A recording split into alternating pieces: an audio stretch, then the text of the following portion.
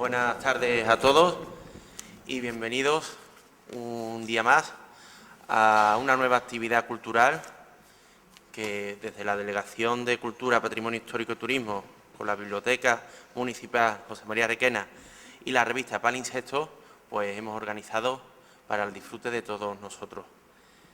En primer lugar, presentar a las personas que están conmigo en la mesa esta tarde. A la derecha, a la derecha de Miguel está Fran Cruz, conocido por todos, poeta y director de una de las revistas literarias más importantes de nuestro país, como es Palimpsesto. Todo el mundo la conoce ya y, bueno, es un honor el poder estar con él esta tarde. A mi izquierda tenemos también, bueno, siempre he dicho, el año pasado fue el conferenciante de moda de Carmona, pero bueno, Esteban Mira, doctor en Historia, carmonense de pro y, bueno, un habitual ya en el panorama cultural de nuestra ciudad. Y a mi derecha, pues, al protagonista de esta tarde, don Miguel Donoso Rodríguez, que es doctor en Filosofía Hispánica y, bueno, un poco más adelante nos hablará sobre don Alonso de Góngora Marmolejo, carmonense, y que, bueno, no voy a desvelar mucho más de él porque están todos mis acompañantes en la mesa para hacerlo. Estamos poniendo punto y final a una semana muy importante para nuestra ciudad. Empezamos el martes con la presentación en Sevilla, en la Casa de Pilato, de la serie dirigida por Alberto Rodríguez, La Peste, que, como bien sabéis, empezará a rodarse en Carmona el día 6 de febrero y, bueno, creo que es una actividad bastante importante, no solo en el ámbito promocional de nuestra ciudad, porque serán casi 2 meses rodando en Carmona, sino también por los beneficios que va a generar esta actividad. Pido comprensión por parte de todos los ciudadanos, porque, bueno, seguro que habrá algunas molestias, lo que supone un rodaje en un pueblo como Carmona durante tantos días, pero realmente créanme que va a ser muy importante para nuestra ciudad. Ayer por la noche aterrizamos de Madrid, que hemos estado el alcalde y yo junto con una expedición de personas de la Oficina de Turismo de Carmona en la Feria Internacional del Turismo. Os aseguro que ha sido un éxito el protagonismo que ha tenido nuestra ciudad en esta feria. Han sido 2 días muy intensos, pero la verdad ha merecido la pena, puesto que no hace falta, porque Carmona lo conoce ya muchísimas personas, no os podéis imaginar, pero siempre es bueno que esté presente en esta feria internacional y ha sido bastante provechoso. Y hoy, una forma de poner el broche es la presentación de este libro, que, como decía antes, es un acto cultural muy importante por 2 vertientes. La primera, siempre la edición y la presentación de un libro es bastante notorio para la cultura de nuestra ciudad. Llevamos unos meses que no dejamos de presentar libros en Carmona, entonces agradezco desde aquí al personal de la biblioteca por este trabajo y empeño en que, bueno, Carmona se convierta también en una ciudad de moda también para las presentaciones de libros.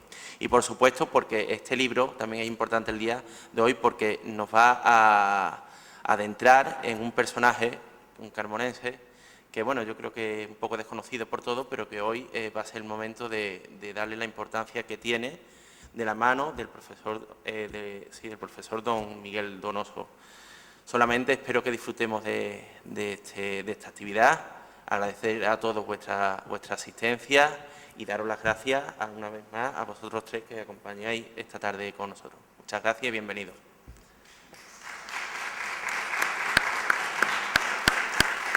Seguidamente tiene la palabra don Francisco Cruz. Bueno, buenas tardes a todos. Les agradezco sinceramente su asistencia, así como también le agradezco al delegado de Cultura Ramón Gavira y a la directora de la Biblioteca Municipal María Ángeles Piñero que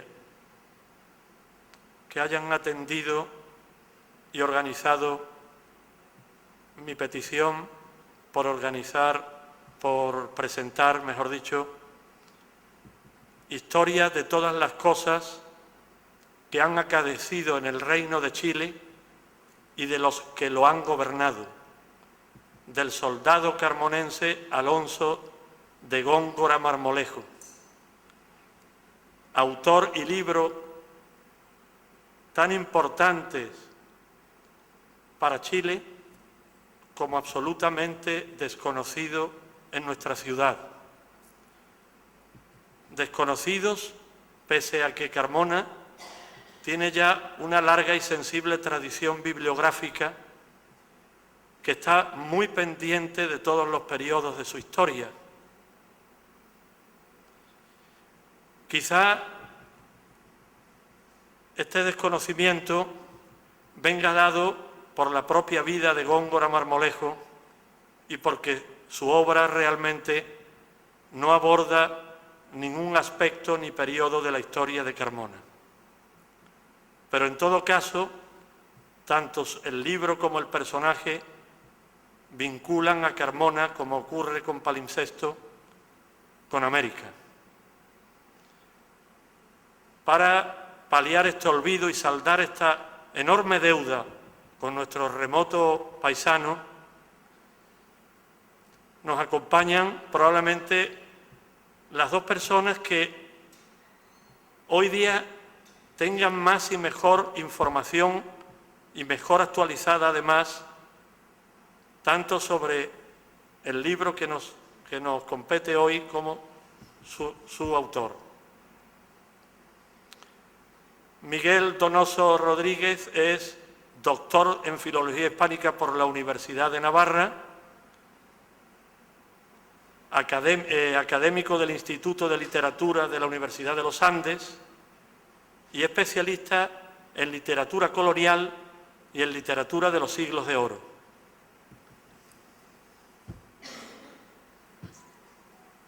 Él ha preparado las dos últimas ediciones críticas de esta historia de todas las cosas del Reino de Chile, la de 2010 y la de 2016. Esteban Mira Caballos es doctor en Historia de América, nacido en Carmona, ha escrito numerosos artículos sobre diversos asuntos de nuestra ciudad de distintas épocas y tiene una veintena de libros dedicados a América.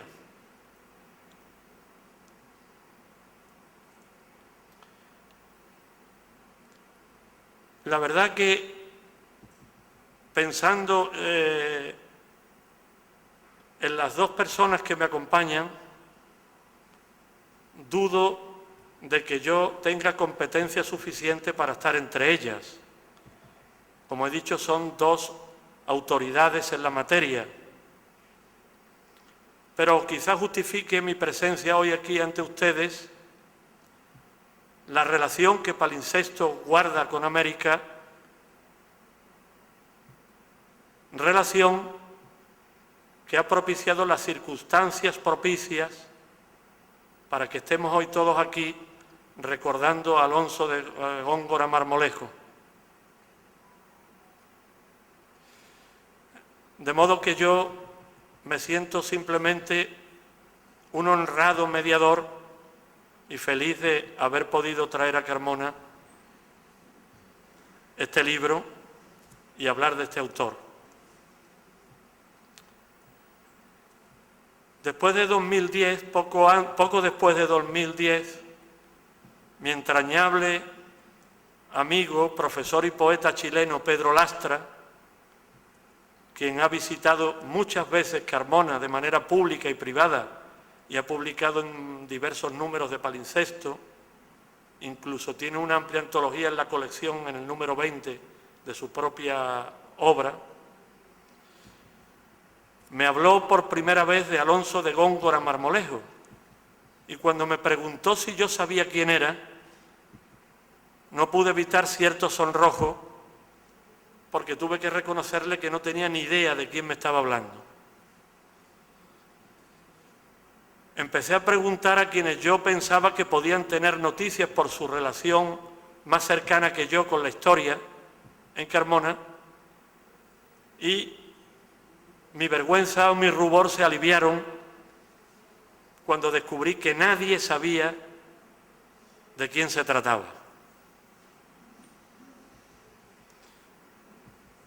Yo, con esta ignorancia, me puse con Chari a leer historia de todas las cosas que han acaecido en el Reino de Chile, y conforme iba leyéndola, mi interés iba creciendo de manera incontrolada casi, porque por lo pronto descubrí que su autor había nacido en 1523, que sobre 1550, a los 26 o 27 años, se marchó a América tras recibir una dote legada por su madre de una cama, de 2 colchones y varias sábanas blancas, que era el 9º de 9 hijos, de familia hidalga, y tanto por parte como por de madre, esto nos hablará Esteban Miracaballo más adelante, viene de regidores de la ciudad.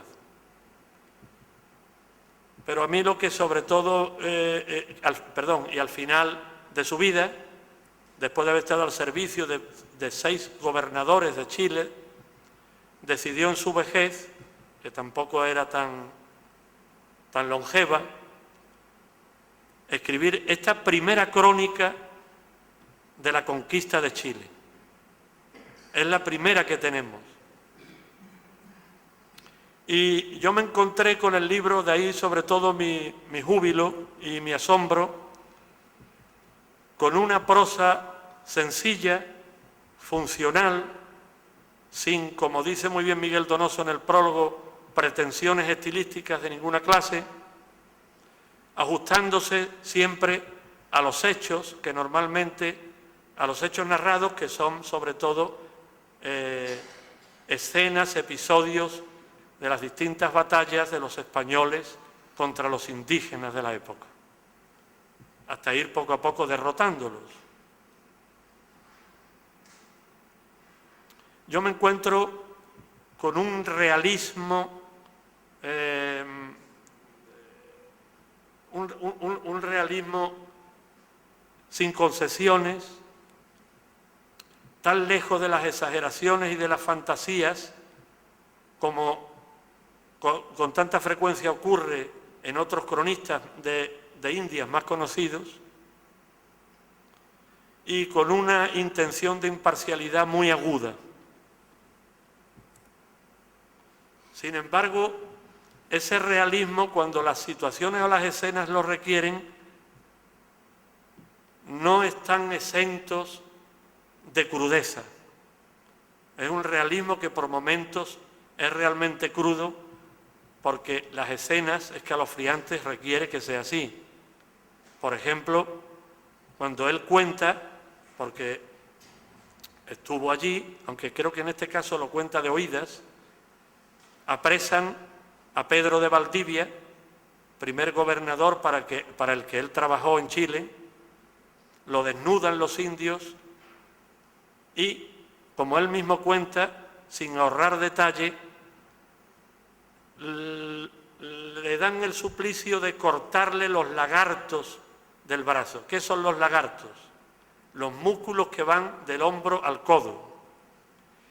Y en la agonía de Pedro de Valdivia, esos lagartos los indios se los van comiendo.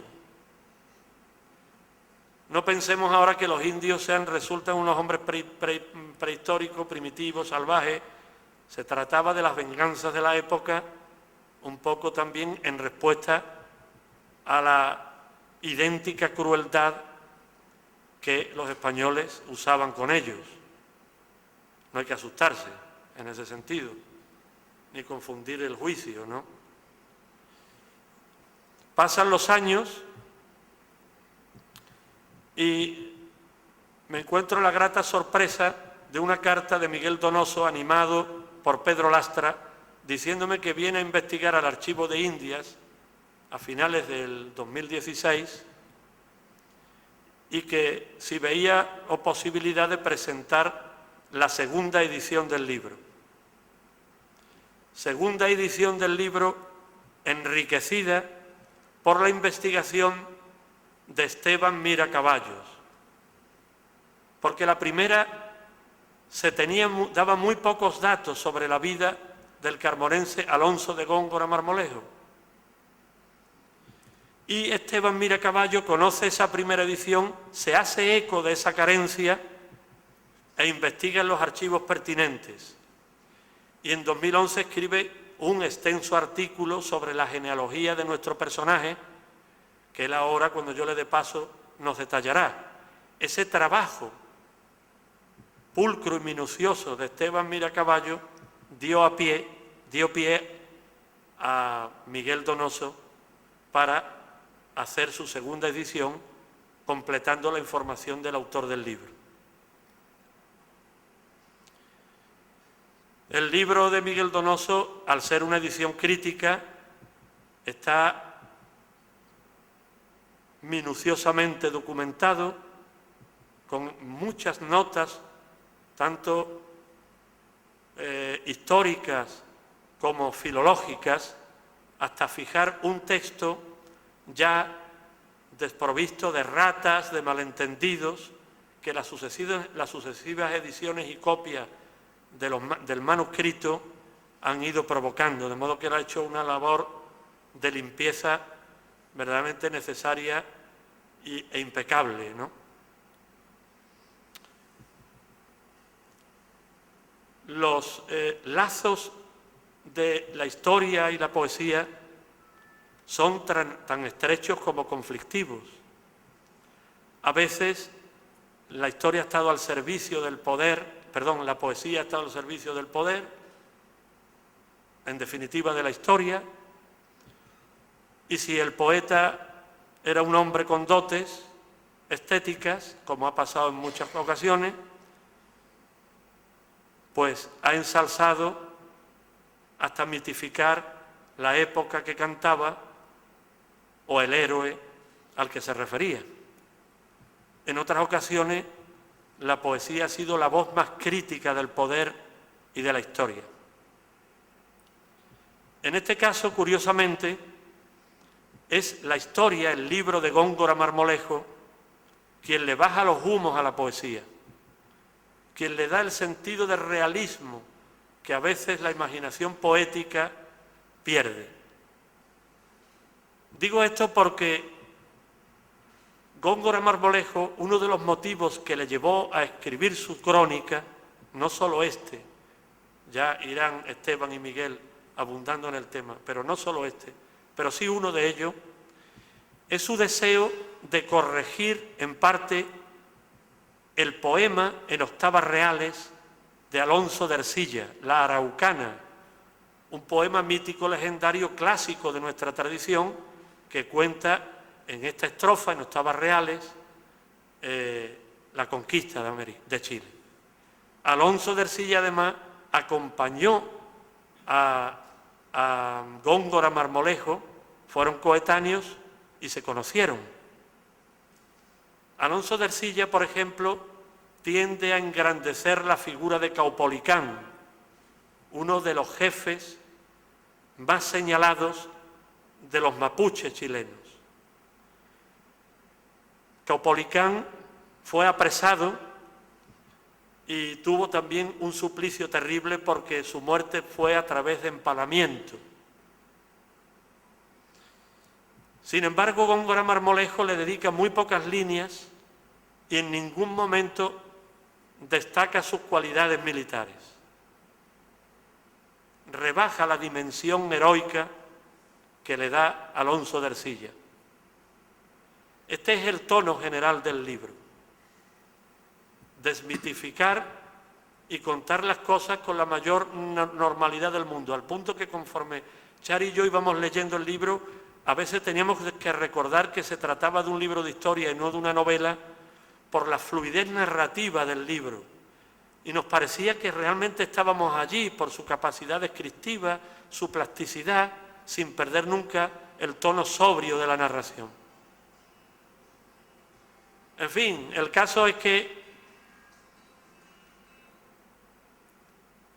Hace ya 500 años, simplificando todo lo que ustedes quieran el asunto, gracias entre otros a Góngora Marmolejo, Palincesto ahora puede publicar a poetas hispanoamericanos y entre ellos a poetas chilenos, pero no solo a chilenos de nuestra lengua, sino también acorde con la sensibilidad de nuestra época a poetas de lengua mapuche, como ya se ha dado el caso en más de un número.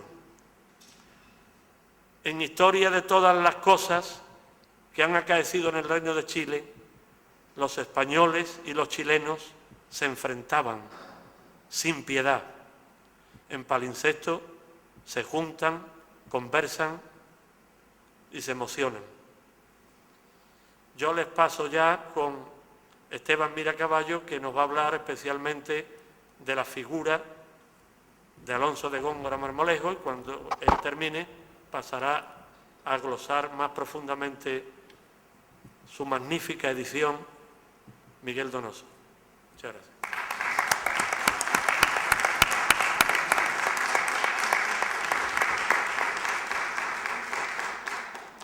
Bueno, buenas tardes. Es agradable volver a estar aquí para, en este caso, para una cuestión americanista, para presentar la obra de Alonso de Góngora Marmolejo, magníficamente editada por Miguel Donoso, que es doctor en Filología por la Universidad de Navarra y profesor de la Universidad de los Andes en su sede de Santiago de Chile.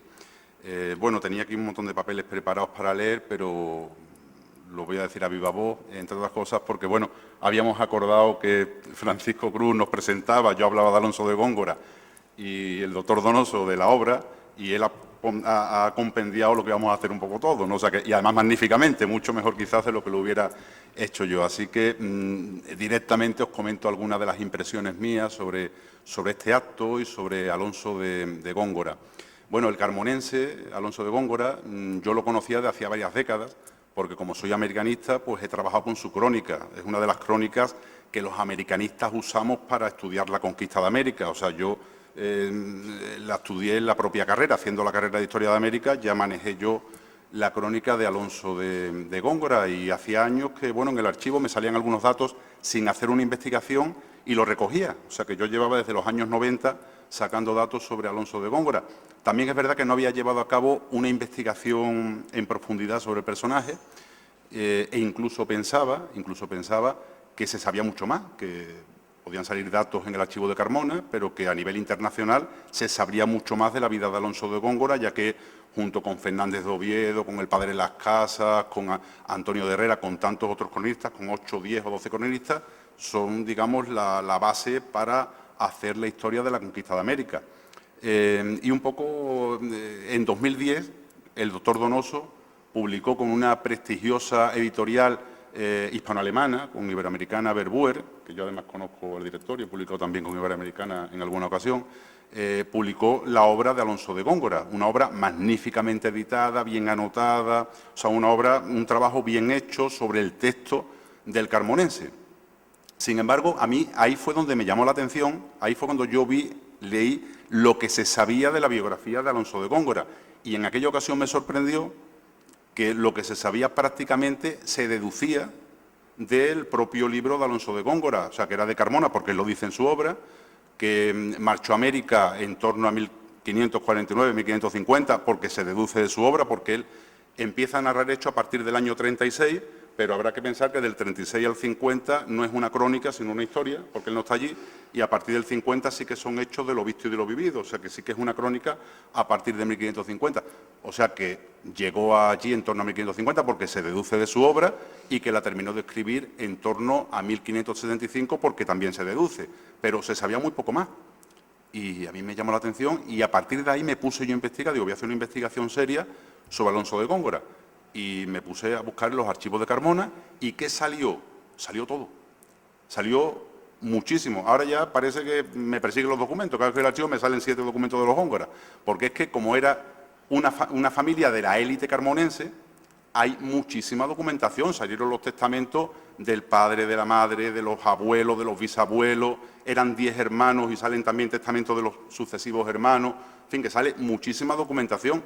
porque como bien sabéis, la historia la escriben los vencedores y los triunfadores, y los fracasados y los perdedores no tienen esa voz individual que, a través de la cual se le pueda ver, ¿no?, su contenido. Si llega a ser una persona de una familia subalterna, de la clase subalterna, seguramente no habría nada.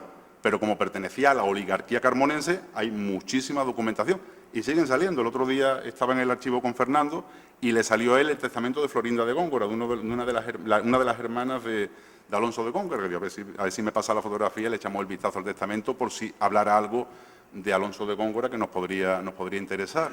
O sea que salió muchísima documentación y en 2011, a través de un amigo de Córdoba que vive en Santiago de Chile, que comentándoselo a él me dijo, bueno, pues lo publicamos allí.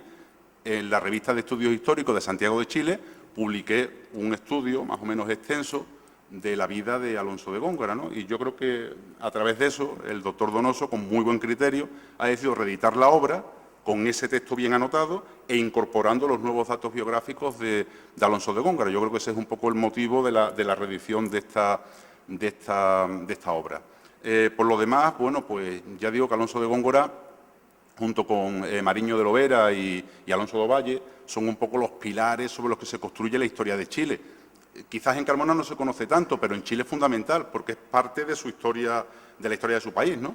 Para reconstruir su historia, ¿no? Y aparte del valor que tiene él como cronista, porque como ha dicho perfectamente Francisco José, y me imagino que Miguel Donoso ahora clarificará mucho más, es una persona que no tenía, digamos, afán erudito, ¿no? O sea, que uno coge a Fernández de Oviedo, coge al Padre de las Casas, coge a López de Gómara y todos siempre sueltan citas latinas para decir hay que ver lo que sé yo.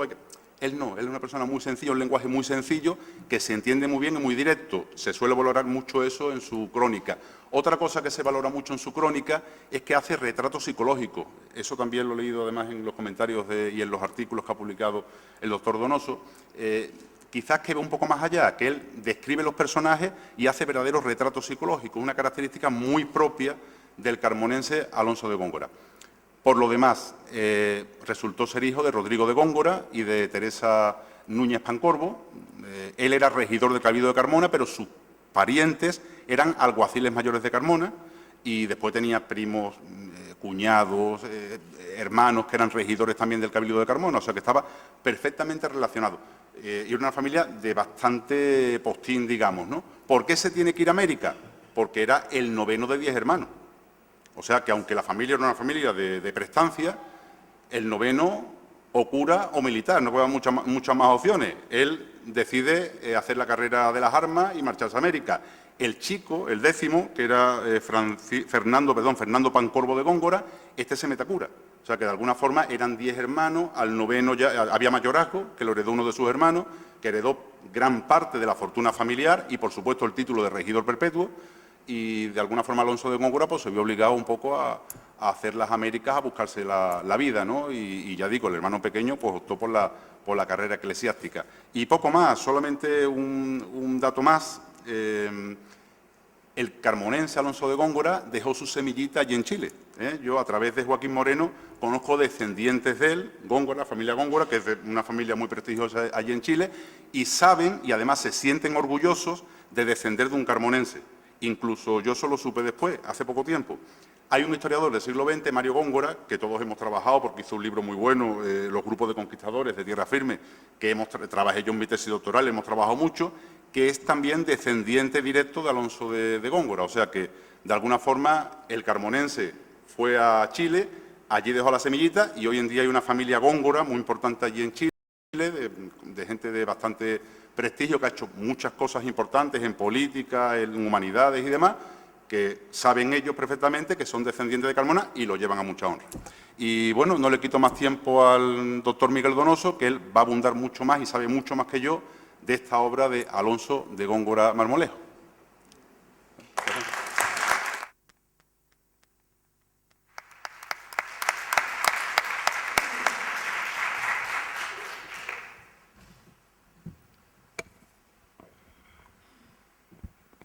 Gracias, Francisco.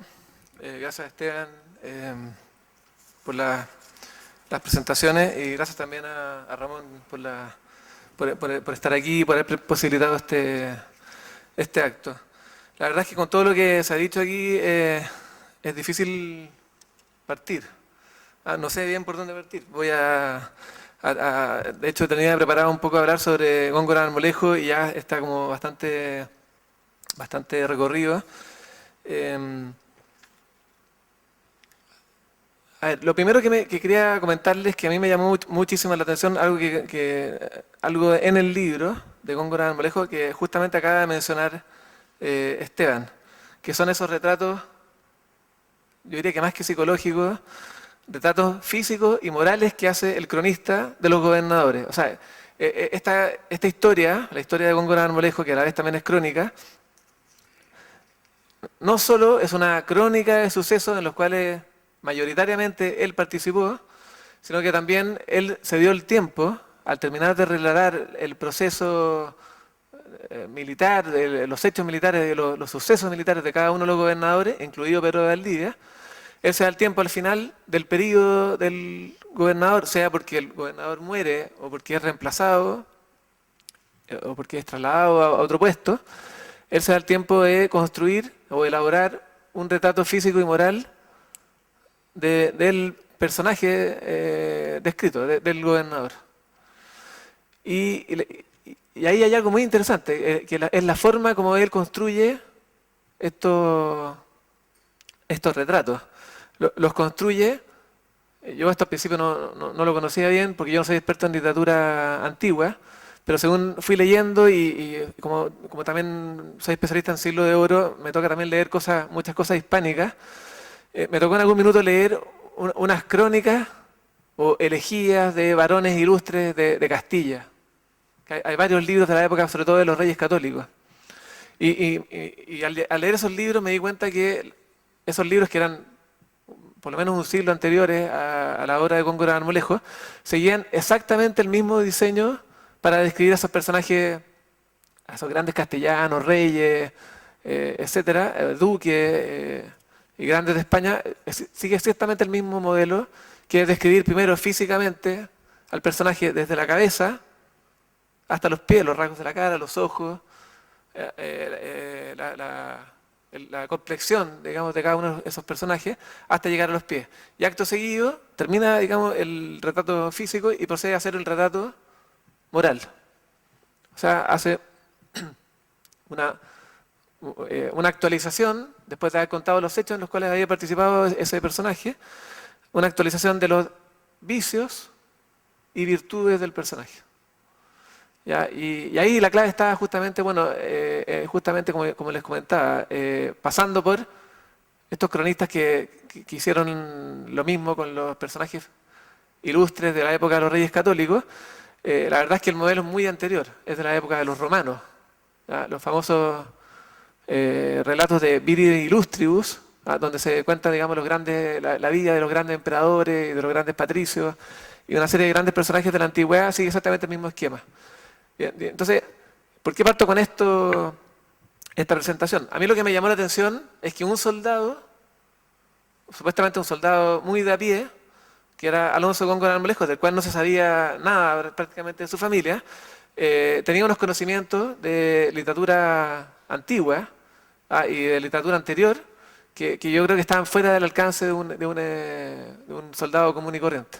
Eso significaba que había tenido una formación, una cierta educación, y por ahí, con los descubrimientos que justamente que hizo Esteban, hizo todo mucho sentido. O sea, en esa familia tiene que haber estudiado, tiene que haber tenido un preceptor en la casa, o tiene que haber ido a un colegio, habrá habido un preceptor en la casa que enseñaba a los hermanos, y eso explica, a pesar del, ya lo decía hace un rato Francisco, a pesar del estilo sencillo con el cual escribe, a veces podemos pensar que puede ser incluso más difícil escribir con ese estilo sencillo que con un estilo mucho más enrevesado.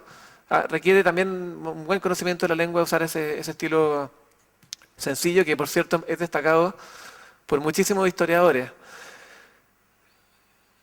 Se conservan hoy en la historia de Chile solo 3 cronistas del siglo XVI.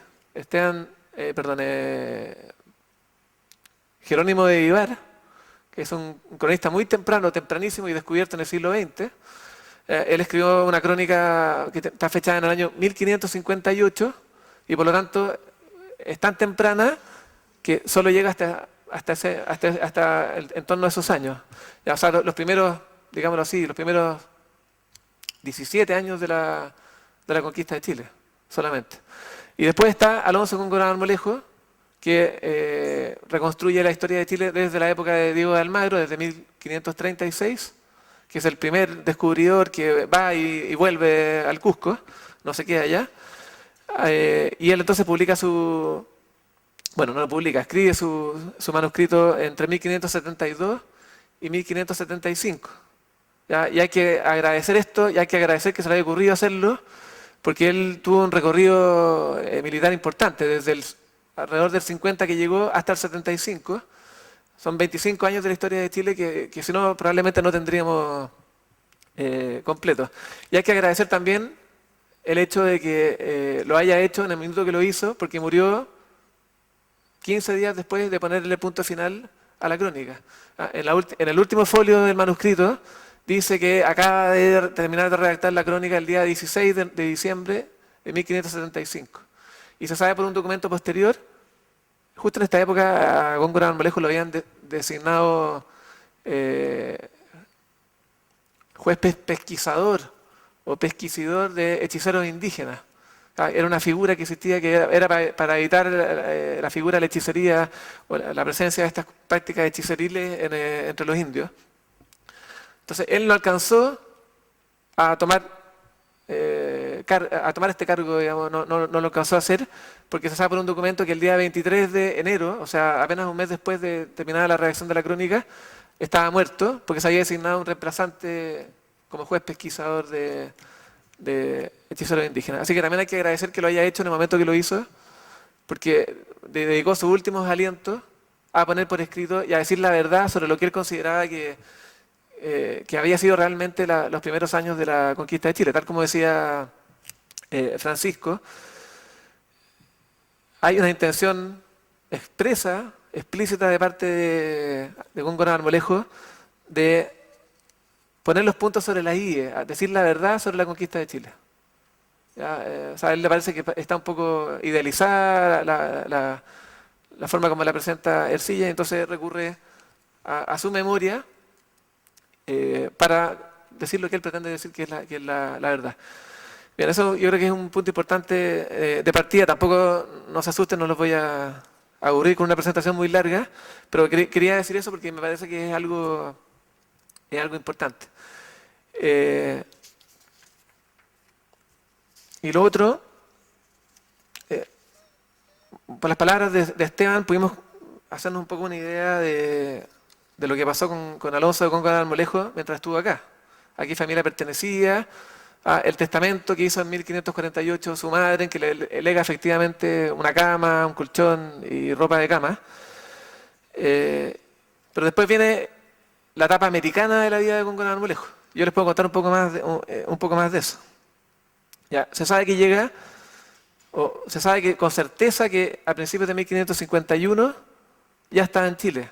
¿Por qué? Porque hay un documento de un pagaré que él tuvo al cual tuvo, digamos, que hacerle frente por 60 pesos, que todo indica que sería el precio que tuvo que pagar para ser trasladado desde Lima, en Perú, hasta Santiago. O sea, es un viaje bastante largo y que era caro y que se hacía normalmente en barco, porque por tierra era bien difícil. Bueno, lo seguían haciendo algunos conquistadores, pero era complejo.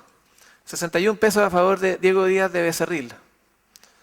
Bien, y lo que sabemos a continuación es que siguió viaje de inmediato, no se quedó en Santiago, sino que pasó a la zona de guerra, o a la zona en la cual va a primar la guerra a contar de esa época, que es la ciudad de Concepción. No sé si alguno de ustedes tuvo oportunidad de ver la ciudad de Concepción o Talcahuano en el terremoto del año 2010. Ahí hay un puerto importante donde hay incluso un astillero naval y terminaron buques de la Armada, incluso submarinos dañados, pero fue un maremoto importante el que hubo ahí después del terremoto. Bueno, ahí en este lugar fue destacado muy tempranamente Alonso de Góngora Marmolejo. y se va a empezar a sumar a las expediciones que va a enviar Pedro de Valdivia al sur de Chile. La primera expedición lo llevó hasta el canal de Chacao. Estamos hablando de aproximadamente unos 1.100 o 1.200 kilómetros al sur de Santiago, donde está la isla de Chiloé, una isla grande, que está en la zona sur, pero no en el extremo sur absoluto, sino que en la zona sur de Chile. Hasta ahí llegó en su primera expedición después de llegar a Chile. Después participó y estuvo en la fundación de la ciudad de Valdivia. Con este nombre, por supuesto, fue bautizada en honor de quien había mandado fundarla, que era Pedro de Valdivia. Se avecindó en ella y fue regidor del Cabildo en el año 1555. Después volvió al norte, donde se reunió con García Hurtado de Mendoza, y ahí es muy posible que haya conocido o debió conocer a Arcilla, porque esa fue justamente con García Hurtado de Mendoza, llegó de su origen, digamos, de paje de Felipe II, llegó en el séquito de García Hurtado de Mendoza, Ercilla. Estuvo en la isla Quiriquina, frente a Concepción, combatió en la defensa del fuerte de Penco, en las batallas de Biobío y Millarapue, las dos descritas en la crónica. Y hay otra cosa que quería comentar. Hay varias batallas y varios cercos indígenas en las cuales está presente Góngora Marmolejo, y nos hace también un favor muy grande cuando no solo relata la batalla o el asedio, sino que al final del relato dice, para que quede constancia de esto en lo cual yo participé o de lo cual yo me informé, estos son los que quedaron en el cerco resistiendo. Y hace una lista de todos los nombres que recuerda y todos los apellidos que recuerda. Y eso permite, bueno, también hacernos una idea. Por ejemplo, esto ha servido, y me sirvió a mí también para ver, bueno, quiénes eran los que estaban. De qué calidad social eran. Habían soldados, habían hidalgos, incluso había nobles. Y están todos individualizados de acuerdo a esa categoría en la lista que él hace. Bien, después también, a propósito de Caupolicán, él estuvo en la captura y en el posterior martirio de Caupolicán. Después fue encomendero en Cañete, fue regidor de Cañete el año 58 y el año 59, vuelve a Santiago el año 61, cuando entra el nuevo gobernador, ya oficialmente nombrado, Francisco de Villagra. Con Villagra militó de nuevo, fue al sur, pero algún resquemor, algún problema hubo entre ambos, porque Villagra le quitó un repartimiento de indios que tenía, o que le había sido concedido anteriormente a Góngora Marmolejo en Cañete. Después volvió a Valdivia, donde se instaló como vecino con un puesto real, oficial real, a cargo de las cuentas, del tesoro, era factor, veedor real y visitador de la Real Hacienda. Todos estos cargos, y que le van a significar después un cierto problema, porque en una visita que va a hacer un juez visitador, lo van a procesar por algún tipo de problema relacionado con el desempeño de su cargo. El año 65 se declara hijodalgo conocido y buen cristiano. En enero del año 66 figura en Villarrica, una ciudad que está a los pies de un volcán y de un lago. Figura como capitán y teniente de gobernador. Luego participa en la conquista de Chiloé y en la fundación de la primera ciudad, lo que hoy es la capital de Chiloé, la ciudad de Castro, bautizada así en honor de quien era entonces el presidente de la Real Audiencia de Perú, López García de Castro. Bien, después fue corregidor de Castro y llega finalmente, lo que les comentaba, una pretensión de un puesto que no le va a conceder el gobernador de esa época, y finalmente el nombramiento por parte del gobernador Rodrigo de Quiroga de juez comisionado para castigar a los indios hechiceros, puesto que no llegó a disfrutar, como les decía, porque murió antes de asumir el cargo. Bien, y lo último que quería comentar de la vida de él es que, aunque nunca se casó, por lo menos que yo sepa, la información, por ejemplo, que figura en los repertorios, en los diccionarios de personajes de la época, dice que tuvo un hijo, que es el capitán Luis de Góngora Marmolejo, que había nacido en Valdivia el año 55, hijo de una indígena de nombre Isabel, por lo tanto era un mestizo, Luis de Góngora Marmolejo, pero después en otra información más actualizada me figura también que tuvo otro hijo que pasó a lo que hoy es Argentina, que era el territorio de Chile al otro lado de la cordillera de los Andes, en Tucumán, y ahí nació otro hijo de esta misma mujer que era Antonio Góngora. ¿Ah? Hay incluso un testamento que se conserva de él. Bien, entonces, con esto simplemente quiero terminar comentando cuáles son los rasgos que a mí me parecen fundamentales de la crónica.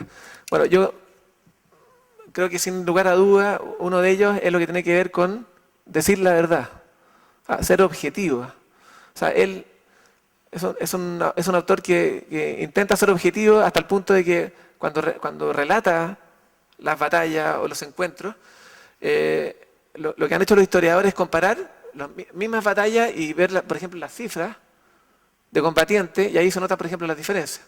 O sea, Omariño de Loera, cuando habla de algunas de las batallas que describe Góngora Marmolejo, puede poner que los españoles se enfrentaron a 150.000 indígenas, y se dice fácil, pero las crónicas lo dicen, y Góngora Marmolejo reduce la cifra a 5.000, a 15.000, a 30.000, que podía ser, ¿ya? Y ahí hay un viso que nos permite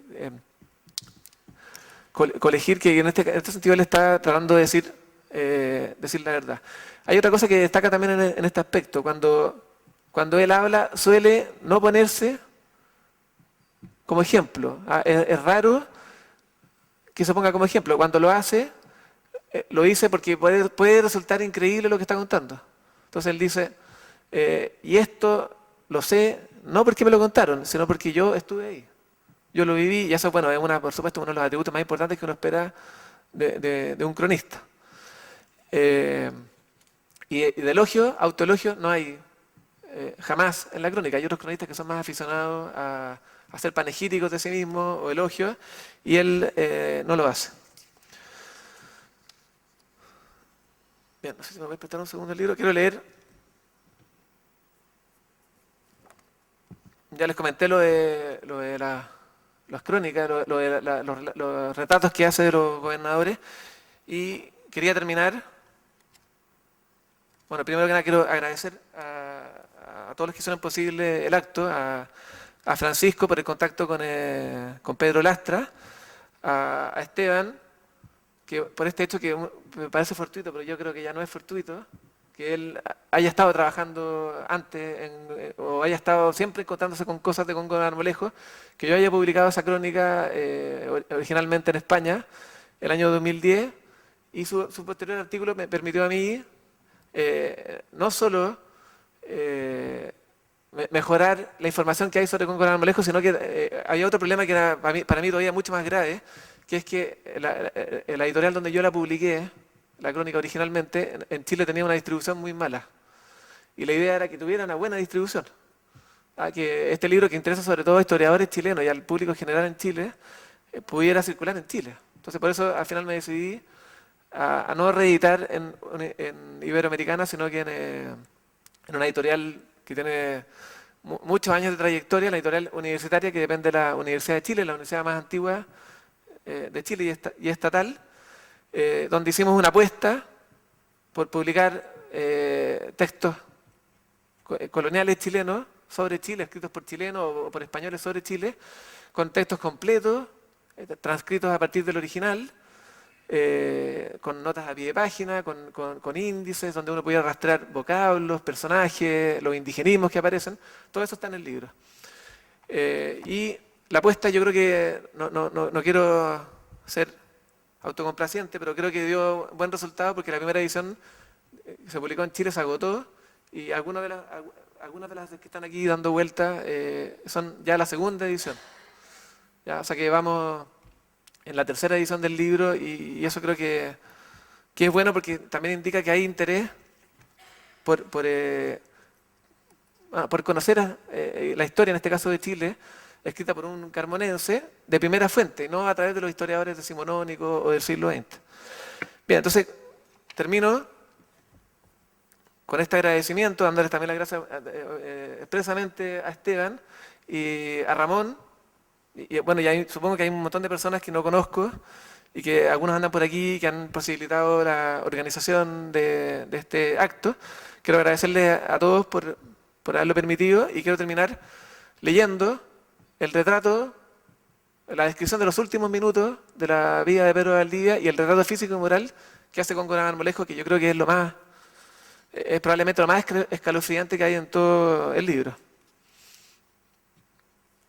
Entonces les voy a pedir que tengan un poco de paciencia porque son 3 páginas, pero creo que valen la pena. ¿Cuál es la circunstancia de Pedro Valdivia con unos pocos hombres, no más de 25 hombres? Llega a un fuerte, donde había quedado a juntarse con otro hombre, que es el fuerte de Tucapel. Es un lugar donde hoy está habiendo mucha actividad de movimiento indigenista y no sé si ustedes han visto de repente las noticias, a cada rato hay problemas, digamos, con balazos, quema de maquinarias, quema de campos, quema de plantaciones, un montón de cosas. Bien, este lugar está a un costado de la ciudad de Cañete. Actualmente, el fuerte de Tucapel se conserva parte de la construcción de madera y el lugar donde fue muerto Pedro Valdivia se ve desde el mismo fuerte. Bueno, en este lugar, el contexto, digamos, de lo que ocurre es que estos 25 hombres son sorprendidos por un grupo de grandes indígenas, van a combatir hasta donde sus fuerzas van a permitirles. Dice, Valdivia recogió a su gente a un altillo, parando en él el bagaje, o sea, todo el equipaje y los caballos, repartió a los soldados en 3 cuadrillas y mandó a la una que rompiese con los indios, los cuales, cerrados con sus caballos, puestos en alas, rompieron y anduvieron peleando, hiriendo y matando indios y recibiendo muchas heridas. Los demás escuadrones estaban quedos, guardando la orden que les estaba dada. Está hablando de los... Bueno, aquí hay 2 tipos de escuadrones. Uno son las cuadrillas de los españoles y los otros son los escuadrones de los mapuches, que ellos ya tenían, digámoslo así, patentado un sistema que les dio muchos quebraderos de cabeza a los españoles, que es que se dividían en escuadrones que entraban a combatían 1 o 2 horas con los españoles y automáticamente salían y entraba un escuadrón nuevo a combatir siempre con los mismos españoles. Entonces, claro, el cansancio se iba acumulando el agotamiento hasta que finalmente muchos españoles caían. Los demás escuadrones, dice, se estaban quedos guardando la orden que les estaba dada y después de haberse cansado, el escuadrón que peleaba se retiró a una ladera y salió otro escuadrón a pelear con la misma orden que el primero, al cual mandó Valdivia saliese otra cuadrilla. Salieron y pelearon mucho. Viendo que no podía hacer el efecto que deseaba, dejando por guarda del bagaje 10 hombres, rompió él mismo con 26 buenos soldados que le quedaban, que cierto Valdivia era buen soldado y de buena determinación, con grande ánimo. Después de haber peleado y echado a los indios por las laderas, viendo que no los podía acabar de romper y que otros escuadrones venían de nuevo, y los indios con quien peleaban se animaban más y volvían a pelear, y que tanta gente por momentos se descubría, arremetió con todos los que con él estaban y peleó hasta que le mataron 3 hombres. Entonces mandó tocar a recoger las trompetas. Juntos todos les dijo, caballeros, ¿qué haremos? El capitán Altamirano, natural de Medellín, hombre bravo y arrebatado, le respondió, ¿qué quiere vuestra señoría que hagamos, sino que peleemos y muramos? Aunque Valdivia conocía su perdición y veía que si perseveraba todos se habían de perder, como los vio tan animosos, volvió a romper, o sea, volvió a combatir. Viendo que le iba por peor, acordó retirarse, dejándoles el bagaje en las manos, entendiendo que por respeto de robarlo, ocupados cada uno por haber su parte, se podría él salvar sin que le siguiesen los enemigos. Como tenía práctica de guerra, parecióle que estaba en razón lo que decía. Mas los indios, con la orden que el Yanacona Alonso en aquel punto les dio, era una especie de informante que tenía Valdivia, mandándoles que todos juntos cerrasen con los cristianos, porque ya los caballos estaban cansados con el calor grande que hacía, y que todos estaban heridos, con brevedad los desbaratarían y tomarían a las manos, que no les diesen lugar, se alentasen. Esto les dijo en voz alta, que todos lo oyeron y entendieron.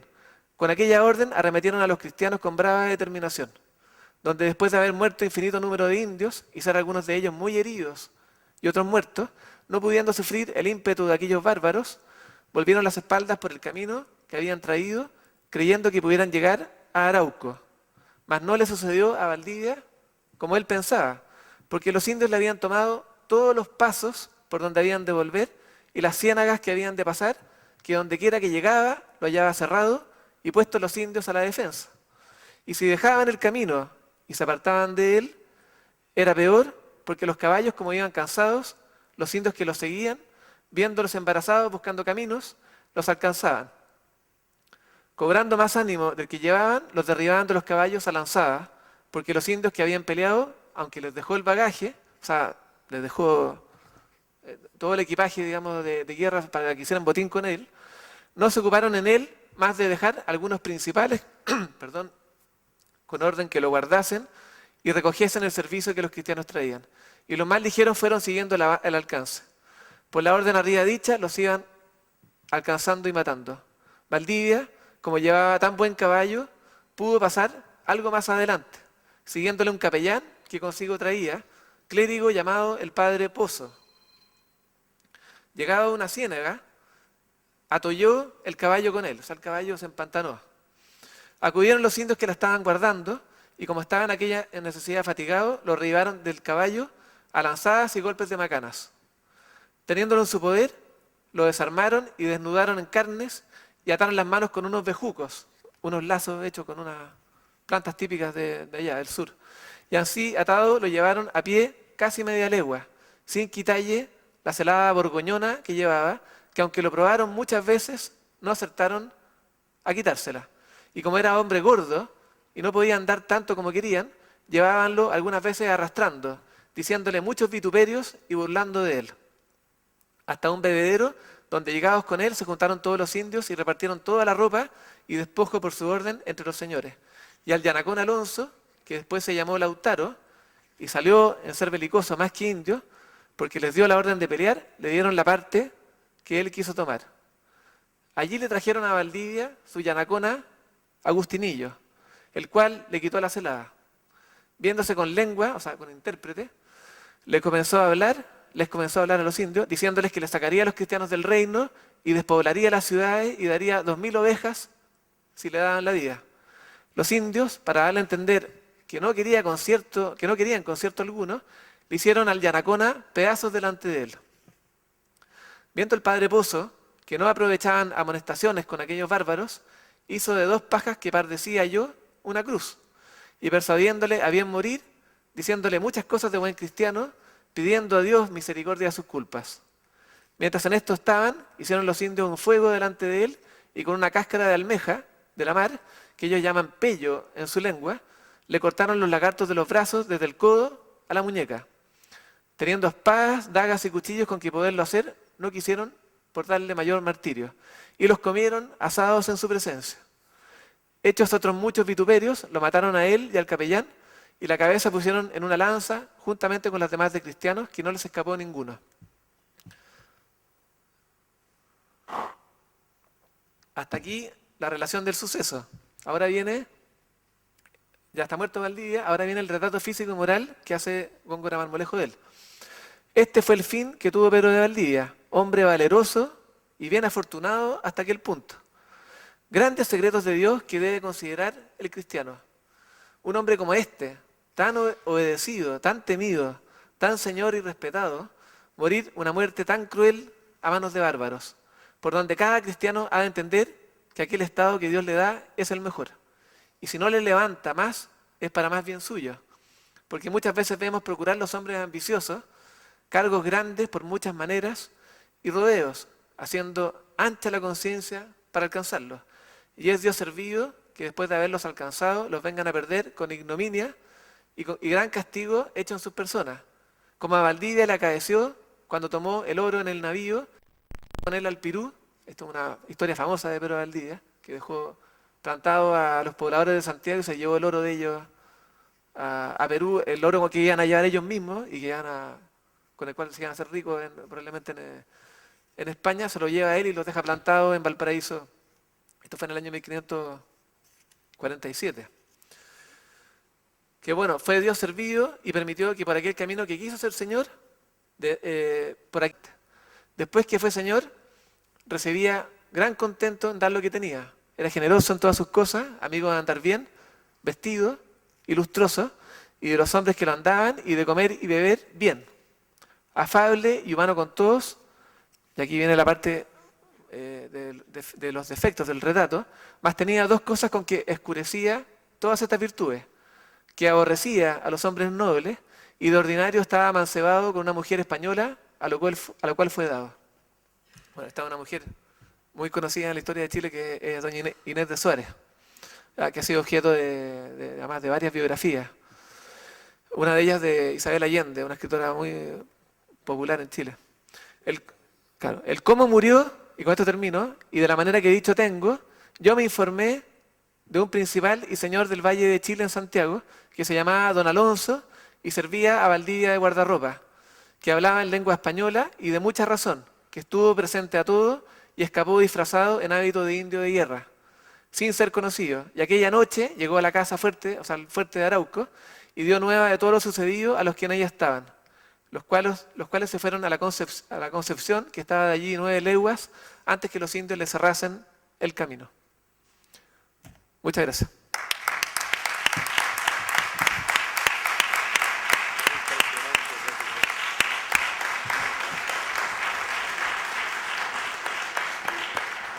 Bien, pues ahora, como es normal y tradicional, si alguien quiere hacer alguna pregunta o tiene alguna duda sobre este personaje. Es curioso que, oyendo la lectura ahora de este tremendo episodio, ¿no?, tan minuciosamente descrito, sin ahorrar ningún detalle escabroso incluso, me doy cuenta de que cuando yo aludí antes a Caupolicán, cuando él describe el suplicio de Caupolicán, poco menos que lo pasa por alto. No sé si es que, no recuerdo ahora, no estuvo presente en el suplicio, aunque tampoco lo estuvo en el de Pedro de Valdivia, creo. Él reconoce que se lo contaron, ¿no? No pudo estar presente porque si hubiera estado presente no habríamos tenido crónica. No estuvo, Habría muerto. habría muerto, claro. Es curioso cómo se detiene en el suplicio de Pedro de Valdivia, es decir, del primer gobernador al que él sirvió, y pasa casi por alto el de Caupolicán, un jefe tan significado mapuche, pero adversario suyo. Si solamente nos fijáramos en esta desigualdad de trato, digamos, en sus páginas, podríamos cuestionar la imparcialidad de Góngora Marmolejo.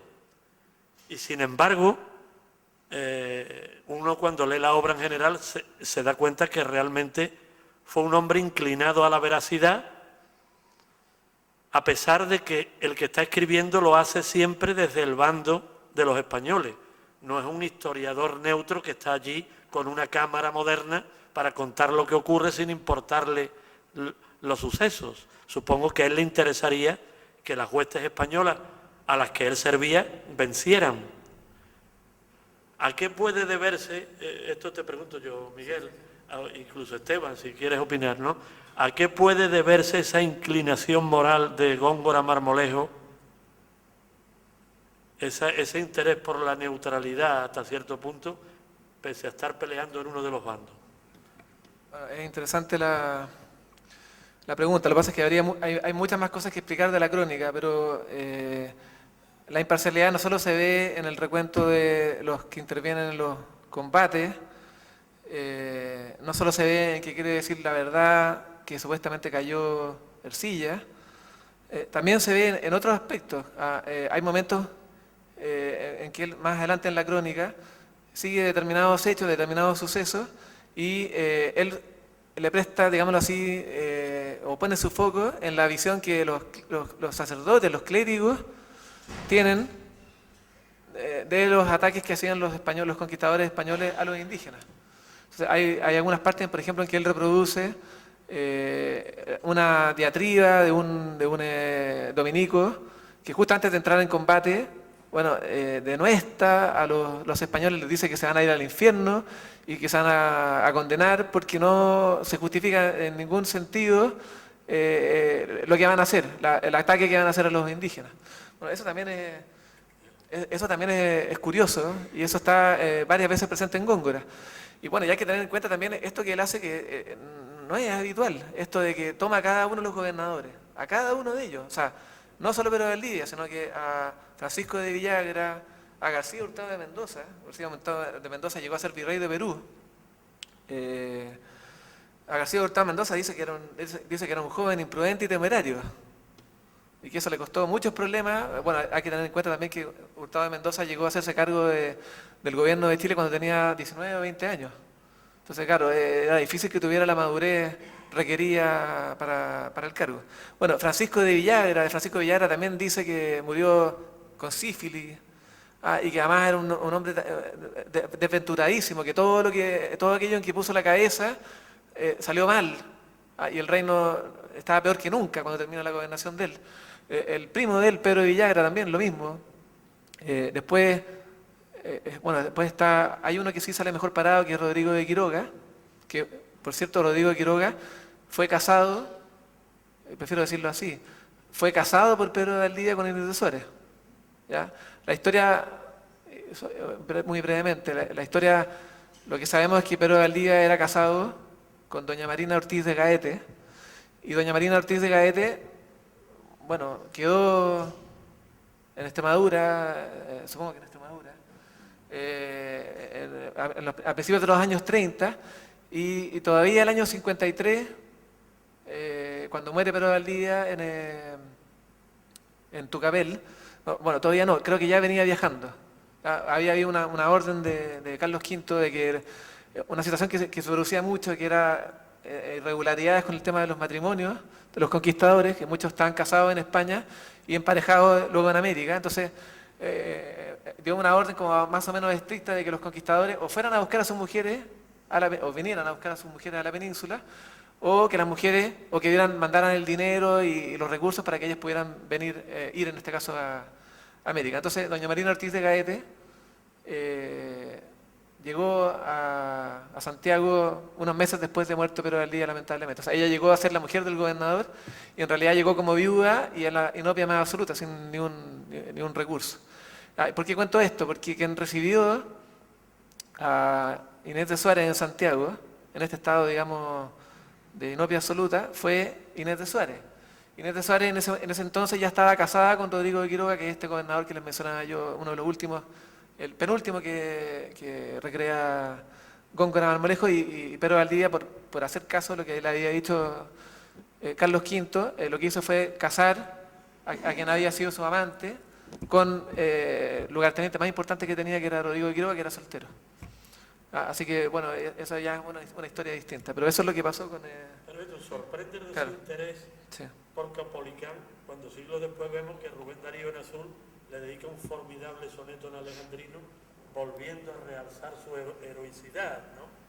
Anduvo, Sí. bajo la luz del día, claro, bajo la tarde pálida, bajo la noche fría, anduvo el gran Capolicán, ¿no? Es decir, claro, que la literatura reincide en el personaje. Pero es que ahí han pasado Claro, unos cuantos siglos que... Efectivamente, claro. Claro.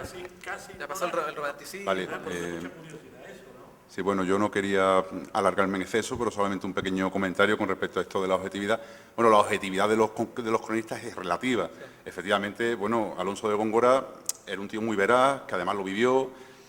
Se ha demostrado, por ejemplo, Pedro de Valdivia, él dijo que era de Castuera, se ha discutido mucho, decían que era de Villanueva de la Serena, sí, y se ha mantenido por otros cronistas, e incluso con más fuerza que Castuera hasta hace poco. Ahora, un amigo mío de allí de Extremadura parece que ha verificado que efectivamente era de Castuera, o sea, se vuelve a verificar lo cierto de Alonso de Góngora y lo veraz de su crónica, ¿no? Porque parece ser que al final va a resultar que era de Castuera, como había dicho Alonso de Góngora, en contra de otros cronistas de la época.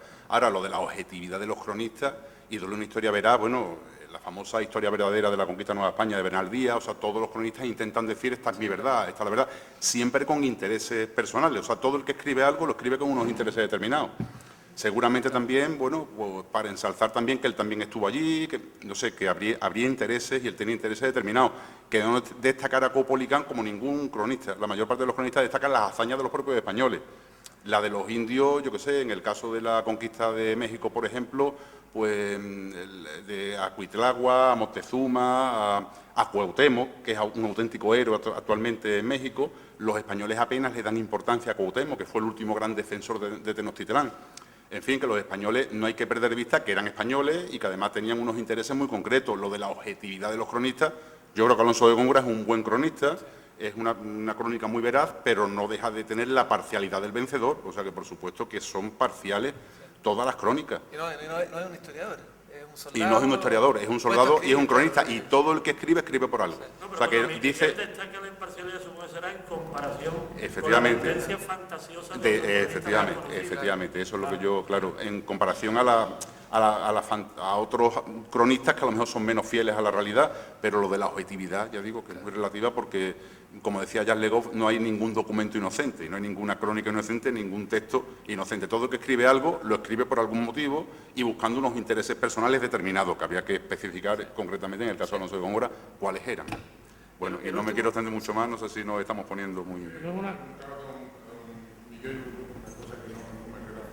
Cuando usted se refiere que el gobernador, por discrepancias que tenía con Alonso de Góngora, le retira a los indios, ¿qué papel tenían los indios que tenía Góngora con él? Porque yo lo entendía así. La encomienda. Claro, era un repartimiento de indios, que eso muchas veces lo repartían los propios gobernadores. O sea, según se fundaba una ciudad, se hacían solares en la ciudad y luego se repartían los indios de la zona para que trabajaran para los que quedan como vecinos de... Sí. Claro, son indios supuestamente pacíficos.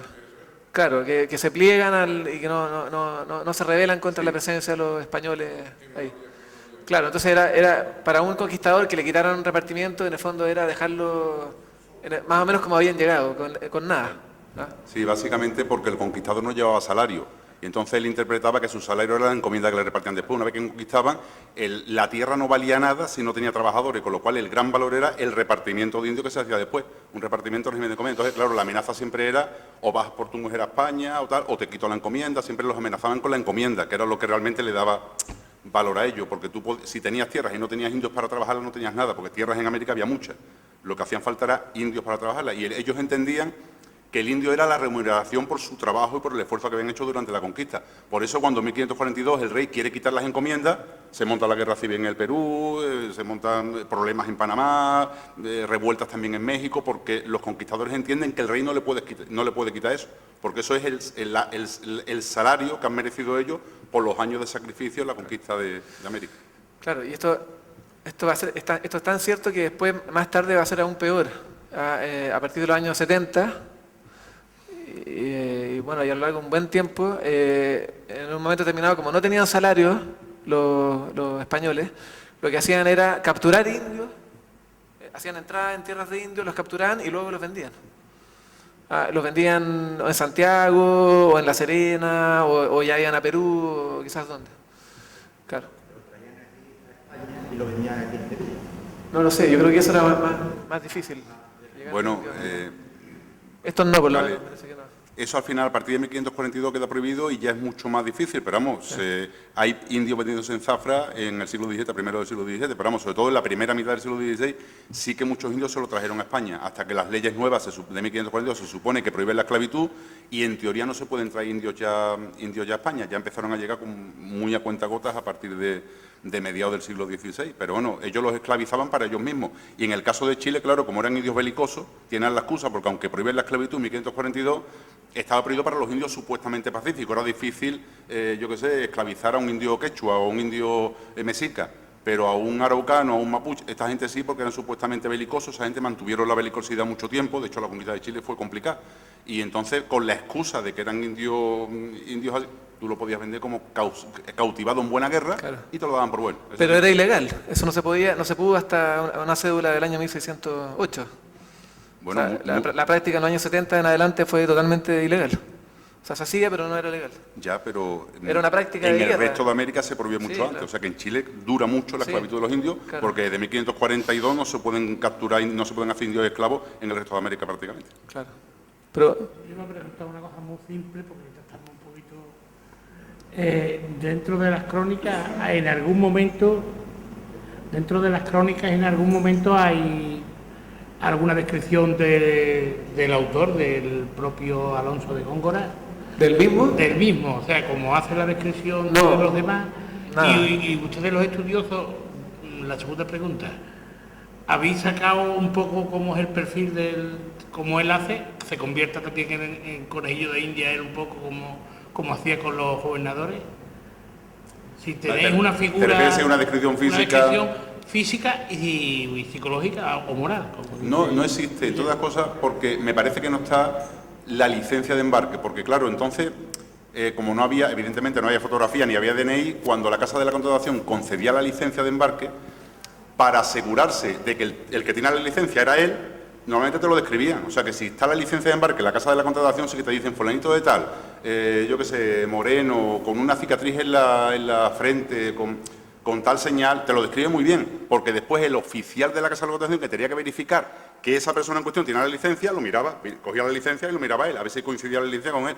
Pero como en el caso de Alonso de Góngora no está en la licencia de embarque, pues entonces no tenemos esa descripción. O sea que físicamente no tenemos la descripción de Alonso de Góngora, porque no salió ningún documento, porque en la Casa de la Contratación en Sevilla no está esa documentación, y porque él nunca habló de sí mismo. En ese sentido él era muy discreto y él solamente menciona que es de Carmona, eso sí. Historiadores que se refieren a él, No. que se le pasaba, ¿no? No, además yo creo que, aparte de por la crónica, él no destacó mucho por las armas. Fue una persona que ha pasado la historia por la crónica que nos escribió, pero no por los hechos de armas, no fue un conquistador, digamos. Además que esta crónica, bueno, el manuscrito se conserva en la Real Academia de la Historia de Madrid. Yo trabajé ahí durante un mes en la transcripción. Claro, no fue publicada hasta el siglo XIX, 1852. Entonces eso significa que la circulación que tuvo fue muy escasa y eso pasa con muchos textos. Yo estoy ahora también publicando otra crónica de un conquiense que estuvo en Chile un poco más tarde y pasa lo mismo. O sea, fue publicada el año 1862 por primera vez. Y eso también, bueno, eso afecta. Pero contestando yo creo que directamente a la pregunta, tiende a pasar desapercibido. Él, personalmente, no se pone como ejemplo, muy rara vez solamente para avalar la veracidad de lo que está describiendo 3 o 4 veces. Claro, eso por una parte. Y por otra parte, donde sí aparece en esta visión, yo diría como más, si lo pudiéramos llamar así, satírica. Esto de denunciar los defectos de los conquistadores, lo de decir las cosas buenas, pero también decir las cosas malas. El último gobernador, no lo alcancé a mencionar, pero el que viene después de Rodrigo de Quiroga, ese sale realmente muy mal parado. Melchor Bravo de Saravia. Dice que hizo la gobernación en beneficio propio, completa. De hecho, ese cargo que solicitó él, el de protector de indígenas, no se lo dieron porque el gobernador se lo dio a un amigo suyo, no un amigo de Góngora, sino que un amigo del gobernador. Y ahí después viene el que le va a conceder Rodrigo de Quiroga, está justo en el cambio antes de morir. El cargo que no alcanzó a asumir. Así que en ese sentido nos aparece de esta manera el cronista. Y teniendo en cuenta que la primera edición fue tan tardía, ¿qué repercusión actual tiene este libro dentro de la historia de Chile? No, es uno de los cronistas, o sea, todos los historiadores que han reescrito la historia del Chile colonial, sobre todo en este caso la temprana conquista de Chile. Bueno, Góngora Marmolejo es un hito. A veces es mucho más importante de lo que uno puede creer, porque otro cronista que podría haberle servido, que es Jerónimo de Vivar, el texto de él fue descubierto en el año 1925. Entonces, cronistas tan importantes como Diego de Barros Arana, que escribió la Historia General de Chile, no pueden usar a Vivar. Él comenta por ahí en una nota, dice que ganas de poder conocer el texto de Vivar, porque algún autor lo menciona, pero este texto está perdido y apareció después. Entonces, Góngora Marmolejo, para esta época, es una de las pocas fuentes confiables que hay. Me gustaría preguntarle a Esteban. Esteban, tú has estudiado y has seguido la peripecia de algunos carmonenses que han participado en la conquista, ¿no? ¿Se puede decir que Góngora Marmolejo es el más relevante de los que tú conoces y has estudiado? Bueno, yo creo que sí. Hay varios cronistas, hay varios personajes importantes de Carmona, incluso hay 2 obispos, ¿no? Lasso de la Vega y el obispo de Lima, de la Jera también. Y de Santiago también hay uno, Rodrigo González Marmolejo. Bueno, no se sabe si es de Carmona o si es de Constantina y tal. De todas formas, eso te lo quería discutir yo a ti. Tengo mis dudas de que González Marmolejo sea González Marmolejo o Góngora Marmolejo, estaría por ver, porque yo no sé si las fuentes son totalmente seguras. Yo hace años que vengo sospechando que no es de Constantina, sino de Carmona, y que no es González Marmolejo, sino Góngora Marmolejo, porque es que los Góngora Marmolejo hay muchos, y por aquí, por este entorno, incluso en Constantina, no hay González Marmolejo, o sea que me pega a mí que sea un error de transcripción en algún momento y que realmente sea un Góngora Marmolejo. Pero bueno, respondiéndole a Francisco José, bueno, ya digo, ha habido varios obispos importantes, algún teniente de gobernador. Como obispo, bueno, el de las Heras tuvo mucha importancia porque estuvo ahí en el momento de la transición entre la independencia de Perú con respecto a España y tal y cual. Pero bueno, yo diría que Alonso de Góngora sí. Y aunque he investigado a muchos carmonenses que estuvieron en América, hay pocos. Carmona no tuvo mucha presencia en América, pese a la cercanía a Sevilla. Y en este sentido yo tengo mi propia tesis, mi propia teoría de cuándo hay más tirón América y cuándo hay menos. En el caso de Carmona, es el 6º término, creo que más grande de España, no sé si es el 6º, que me parece que es el 6º término más grande de España. La emigración a América está directamente relacionada con la disponibilidad de tierra fértil, aunque no sean propiedad de los trabajadores. O sea, que tú coges la cantidad de tierras fértiles que hay y la divides entre la población y a mayor porcentaje de tierra, menos posibilidades de emigración a América. O sea, que en el caso de Extremadura lo tengo muy avanzado el trabajo, y cuanto más chico es el término, más gente migra a América. Cuanto más grande es el término, aunque sea de orden de Santiago, y sean tierras de grandes asentistas, de grandes propietarios, digamos que el jornalero tenía una tierra en la que trabajar, aunque no fuera suya, y se quedaba. Y en el caso de Carmona no hay mucha migración a América. Te encuentras pueblitos pequeños, yo qué sé, de Extremadura, como Trujillo, te encuentras Zafra, te encuentras Medellín, que era un pueblito mucho más chico que Carmona, que tiene miles de migrantes a América, muchísimos, salen muchísimos, porque eran pueblos pobres, muchos ganaderos que no tenían recursos y los tíos se iban. Y en Carmona, pese a que estábamos aquí, teníamos la puerta y Puerto de Indias aquí al lado, hay poca migración, hay un porcentaje pequeño de migrantes y yo creo que los carmonenses no tuvieron la necesidad de emigrar a América. Yo tengo localizado como 300 o 400, no es significativo en 3 siglos que emigraran 300 carmonenses a América, o sea que el porcentaje es bastante pequeño. Y efectivamente yo creo que Alonso de Góngora para mí es el personaje que más repercusión tuvo en el continente americano de todos los carmonenses que fueron. Ahora tenemos la necesidad de leer a los poetas americanos, afortunadamente. Bueno, no sé si levantar la Bien, pues ya se hace un poco tarde. Solamente agradecer, en primer lugar, a las personas que me han acompañado en la mesa por acercarnos un poco más a este personaje ilustre de Carmona. Todo un lujo para los que hemos estado aquí.